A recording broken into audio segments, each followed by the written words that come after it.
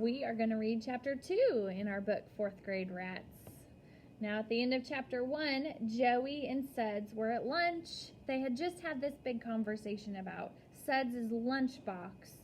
And then Suds looked at Joey and thought that there might be something more that Joey was going to talk to him about. Okay, chapter 2 is called Real Meat. I'm on page 11. Okay, I said, now what? He pointed. That. My sandwich? You gonna eat peanut butter and jelly all your life? Why not? I said, I like it. I took another bite. He sneered. Yeah, right, I can see it now. You're in this big, fancy restaurant with all these fancy, big shot business people, and everybody orders their dinner, and the waitress comes to you, and you go, I'll have a peanut butter and jelly sandwich, please. Right, Morton. They're really going to be impressed. What am I supposed to be eating? He laid his sandwich on the table. He opened it up. Bologna? Meat, Morton. Meat. I eat meat, I told him. Real meat, Morton. Ever eat a steak? I thought about it. I don't know, maybe once. Ever eat a pork chop? A roast beef? A liver? Put my sandwich down. You're ruining my lunch. He looked proud. I ate a bite of liver last night. You're lying. Swear to God. You didn't get sick? Nope. How'd it taste? Ugh, I shuddered at the thought. He made a face. Terrible. Terrible? So why'd you eat it? You're stupider than I thought. Not as stupid as wanting to be an angel baby all my life. You want to grow up? You got to eat stuff you don't like. And I'll tell you something else. He leaned across the table, getting really serious. It's an idea of mine. The worse it tastes, the faster you grow up. Now it was my turn to laugh. Yeah, right, Peterson. All I gotta do is go find a dead skunk and eat it, and poof, I'll be 30 years old.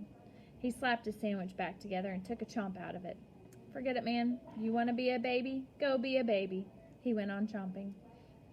I didn't feel like having a fight. I said, okay, maybe I'll ask my mom to make me a bologna sandwich one of these days. I don't care. He shrugged. Say, I said, where does bologna come from anyway?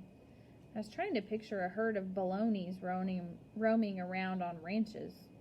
I never got an answer. The bell rang. We packed up our lunches. We didn't even get to eat most of them. As we headed out, I wondered if anybody was looking at my lunchbox. At the door, we bumped into Mrs. Sims. She was my 3rd grade teacher. I really liked her. She never exactly said so, but I think I was her favorite student. I hadn't seen her since school ended back in June. Suds, Morton, she went. How's my big 4th grader? She held out her arms. One thing about Mrs. Sims, she gets physical. If she decides that she wants to hug you, there's not much you can do about it.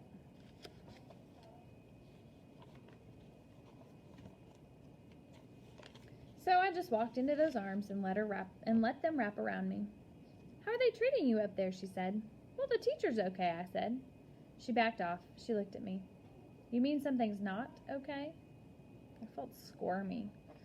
Well, it's not as much fun being a rat. At first she didn't understand. Then she got a big smile. Now don't be so glum. Before you know it, 4th grade will be over and you'll be a... What's 5th grade? Monkeys, I told her. Of course, monkeys. You'll be a monkey.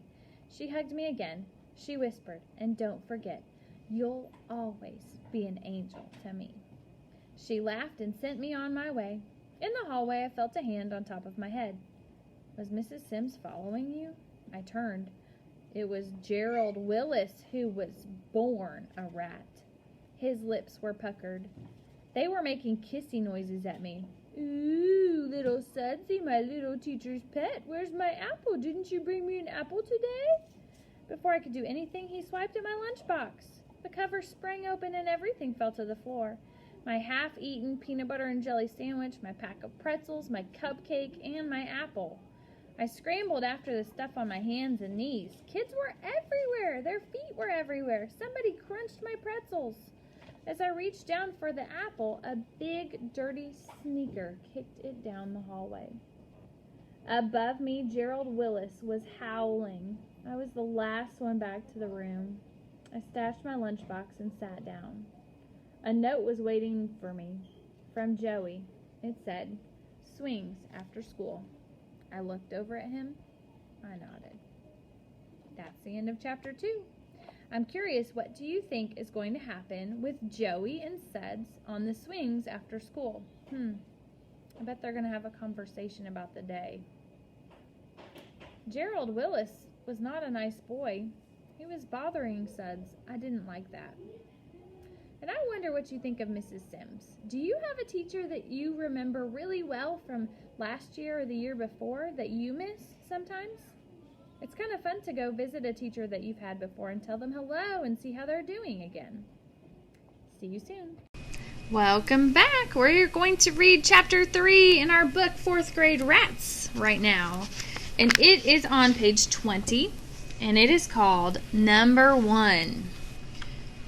If you remember at the end of chapter 2, Joey had passed a note to Suds and put it on his desk that said swings after school. And Suds looked over at Joey and nodded. So I think they were probably going to have some sort of conversation on the swings. And it seems like Joey is really excited to be a rat. And Suds is not quite so sure how this is all going to go. All right, let's join me on page 20 and let's read chapter 3. Our schoolyard has 2 tire swings. The tires hang on ropes from a bar. You just plunk your rear end on a tire and swing, or just sit if you want. The tires hang almost to the ground. That's so the littlest kids in school can climb onto them. And that's the situation me and Joey walked into after school. We were going to powwow at the tire swings, but 2 little kids were already there. They looked like 1st graders. "Guess we'll have to find another place," I said to Joey. "Guess they'll have to find another place," Joey said. He lifted one of the 1st graders out of his tire, plunked him on the ground, and sat in the tire himself. That was not very nice. The 1st grader's face got red. His ears got red. "You rat!" he yelled. Joey nodded and smirked. "You got that right, kid." All eyes swung to me. Would I do the same as Joey? The kid on the other tire looked feistier than her pal from the look in her eyes. Oopsies, I gotta turn the page. You might have thought she was a 10-foot cat and I was a mouse. Ooh, that 1st grader does look very upset. Look at Suds' face right here. He looks like he's just trying to be nice and he's not quite sure what's going on here. Nobody got a chance to see what I would do, because suddenly the kid bolted, tore out of there, and left the tire swing swaying on the rope. I realized she may have looked feisty, but she was scared. The other kid took off too, but not before he yelled, "Rat!" and spit at me. Missed by a mile. 1st graders are not good spitters. "Sit down," said Joey. I sat on the tire. I don't feel right about that. About what? About kicking those little kids out. I kept seeing the girl's eyes as she ran. It was the first time anyone had ever been afraid of me. I couldn't figure out how I felt about it. "Suds," said Joey, "remember the 4th of July at the park?" "What about it?" I said. "The talent show?" "Yeah." "The bench?" "Huh?" Joey got off his tire. He stood in front of me.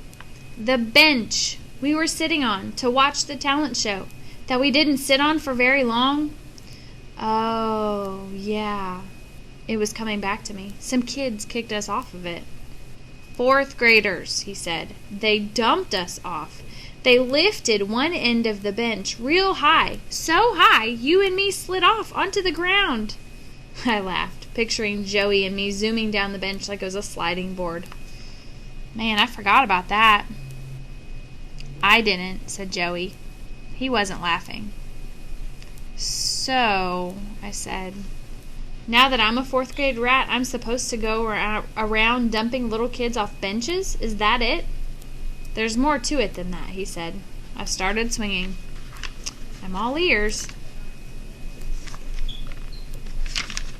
Joey got back on his tire. He matched his swinging to mine. "Suds," he said, "you're in 4th grade now. That makes you a rat. Stop fighting it. It's nature's way." "I can fight it if I want." "Yeah? How?" I thought for a minute. "I'll do rotten in school. I'll do so rotten they'll have to flunk me back to 3rd grade." "Forget it, dude. You can't go backwards. Time marches on." "I liked being an angel." Joey stopped his swing. He reached over and stopped mine. "Suds, you ant brain. Angels finish last. What did you ever get out of it, huh? Did anybody ever say to you, 'Oh, thank you, Suds, you're so nice, you're such an angel,' huh? Anybody ever say that?" "Not exactly," I had to admit. "Your mother ever say, 'Oh, Suds, you're such an angel, you don't have to clean your room anymore'?" "Guess not." "Are you allowed to stay up late?" "No." "Are you allowed to go anywhere you want by yourself?" "No." "Are you allowed to say no to your mom?" "Course not." He poked my tire. "See, that's what I'm talking about." "I'm glad you know what you're talking about," I said, "because I sure don't." "I'm talking about growing up," he said. I'm talking about not being an angel baby anymore. I'm talking about taking care of number 1 for a change." I felt stupid, but I had to ask, "Who's this number 1? He pointed. "You, dude. You're number 1 for you. I'm number 1 for me." Number 1. That sounded good. Maybe there was something to this rat business after all. "What about crying?" I said. "Why can't I cry or be scared of spiders?" He got off his tire. He faced me. He was dead serious. "Because real men don't cry." "What's men got to do with it? Before you said it's rats that don't cry." "That's right," he said. "That's the whole point. Being a rat is the next step up to being a man. You want to be a man, don't you?" "Sure," I said. "I guess so." "Well," he said, "you can't be a man without being a rat first." He poked me in the chest. That's what 4th grade is all about. Except for us, the schoolyard was empty. Parents were calling their kids into dinner. We headed home. As I walked up the driveway to my house, Joey said, "See ya, rat." "See ya," I said. Before I reached the door, he rushed back. He grabbed my arm. "Don't forget," he whispered, "say no to your mom." That is the end of chapter 3. I'm curious.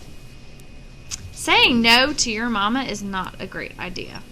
I know your mama loves you and she wants what's best for you, and mamas sometimes need to tell us to do things like clean our rooms or eat our vegetables. Some things are for safety issues, like don't run in a parking lot. So saying no to mama is probably not a nice thing that's going to happen if Suds does that. I don't think he should listen to Joey. What do you think?